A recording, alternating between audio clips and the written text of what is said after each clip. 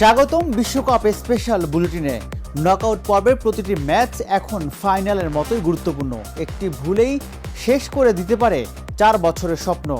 গত রাতে ইংল্যান্ড ও বেলজিয়াম নিজেদের শক্তি দেখিয়ে শেষ 16 নিশ্চিত করেছে। আর আজ রাতে মাঠে নামছে স্পেন ও অস্ট্রিয়া। ভোরে ফুটবল প্রেমীদের অপেক্ষায় রয়েছে পর্তুগাল ও ক্রোয়েশিয়ার হাই ভোল্টেজ লড়াই। চলুন শুরু করি গত রাতের ম্যাচ দিয়ে। England 2, DR Congo 1।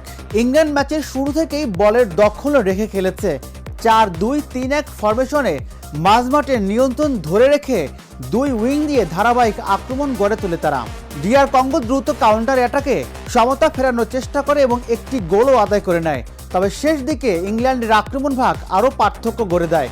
ইংল্যান্ডের রক্ষণে কিছু ফাঁক দেখা গেলেও আক্রমণের ধার সেই দুর্বলতা ঢেকে দিয়েছে। এই জয় ইংল্যান্ডকে আত্মবিশ্বাসী করবে, তবে আরও শক্তিশালী প্রতিপক্ষের বিপক্ষে রক্ষণে উন্নতি করতেই হবে। Belgium 3, Senegal 2। গত রাতে সবচেয়ে রোমাঞ্চকর ম্যাচ ছিল এটি। বেলজিয়াম শুরু থেকেই আক্রমণাত্মক ফুটবল খেললেও সেনেগাল দ্রুতগতির কাউন্টার অ্যাটাকে বারবার তাদের রক্ষণকে চাপে ফেলে। ম্যাচে 5টি গোল হয়। 2 দলেই আক্রমণাত্মক ফুটবল খেলেছে, তবে সুযোগ কাজে লাগানোর ক্ষেত্রে বেলজিয়াম কিছুটা এগিয়ে। সেনেগালের ট্রানজিশন ছিল দুর্দান্ত, কিন্তু ডিফেন্সিভ অর্গানাইজেশন শেষ পর্যন্ত তাদের হতাশ করেছে।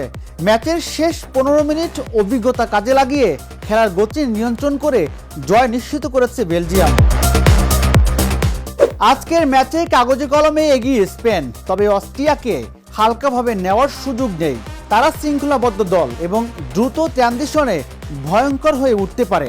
স্পেনের সম্ভাব্য পরিকল্পনা হতে পারে বলের দখল 60% বেশি রাখার চেষ্টা, ছোট ছোট পাসের প্রতিপক্ষের রক্ষণ ভাঙা, উইং ও হাফ স্পেস ব্যবহার করে আক্রমণ সুযোগ তৈরি করা।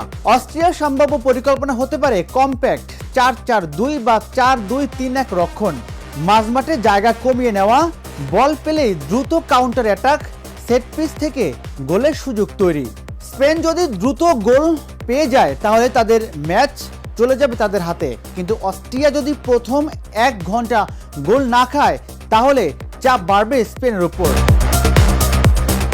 কাল ভোরে বিশ্বকাপের হাই ভোল্টেজ ম্যাচ, পর্তুগাল বনাম ক্রোয়েশিয়া। বিশ্বকাপের অন্যতম আকর্ষণীয় ম্যাচ এটি।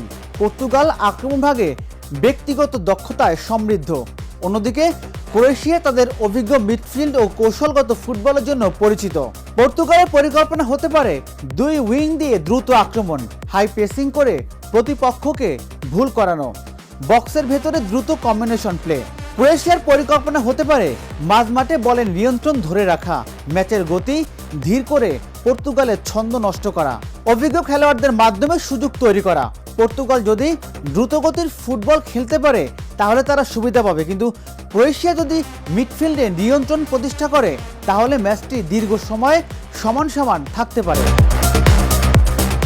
বিশ্বকাপের প্রতিটি ম্যাচ এখন নতুন ইতিহাস লিখছে। কারা যাবে শেষ 16তে, কারা বিদায় নেবে, সেই উত্তরের অপেক্ষায় পুরো ফুটবল বিশ্ব।